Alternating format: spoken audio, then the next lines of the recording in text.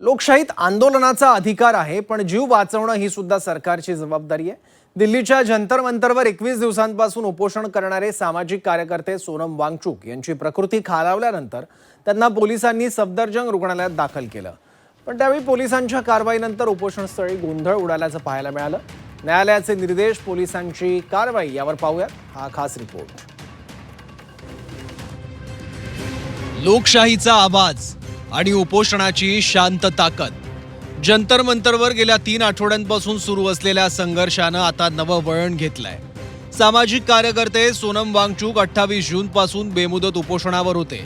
नीट परीक्षेतील घोटाळा प्रकरणी केंद्रीय शिक्षण मंत्री धर्मेंद्र प्रधान यांच्या राजीनाम्याची मागणी करत त्यांनी उपोषण सुरू केलं होतं। 1-2 नव्हे तर सलग 21 दिवस त्यांनी अन्नाचा त्याग केला। या काळात त्यांचं वजन जवळपास 9 किलोने घटलं। प्रकृती सुद्धा सातत्यानं खालावत गेली। अखेर दिल्ली पोलिसांनी त्यांना सफदरजंग रुग्णालयात दाखल केलं।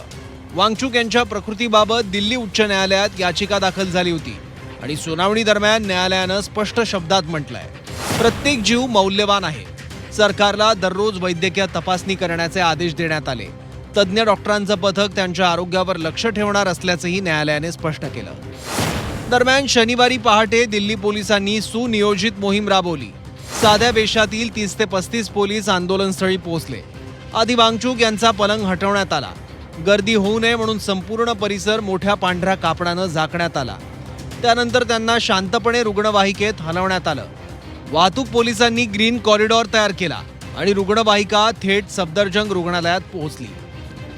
अगर सोनम की तबीयत, मुझे तो नहीं लगता कि उसमें कुछ खराब है। उनकी तबीयत बिल्कुल ठीक है और हम एक थर्ड पार्टी लैब से दोबारा वो टेस्ट रिपीट करने जा रहे हैं बिना उनको दवाई देने के पहले, और वो बिल्कुल ठीक हो जाएंगे और वो यात्रा के लिए रेडी होंगे।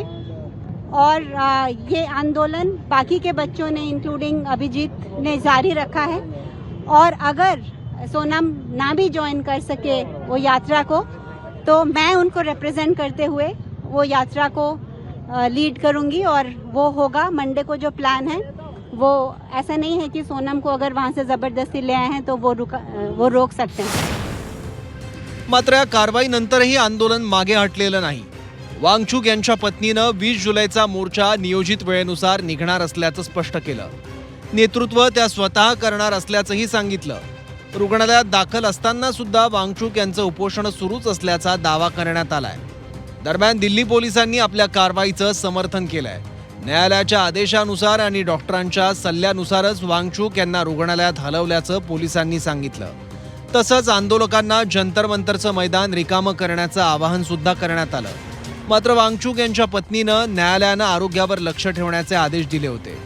मात्र उचलून रुग्णालयात नेण्याचे नाहीत असा टोला पोलिसांना लगावलाय।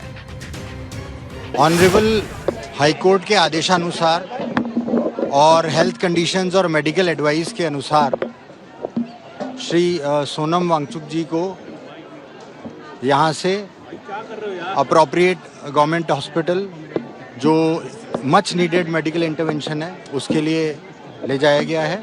This is as per the High Court order. No, the High Court order never was about hospitalization. High Court order ने बस इतना कहा है कि किसी भी इंडिविजुअल की हेल्थ बहुत इंपॉर्टेंट होती है और उसको रेगुलर इंटरवल पे मॉनिटर करना है।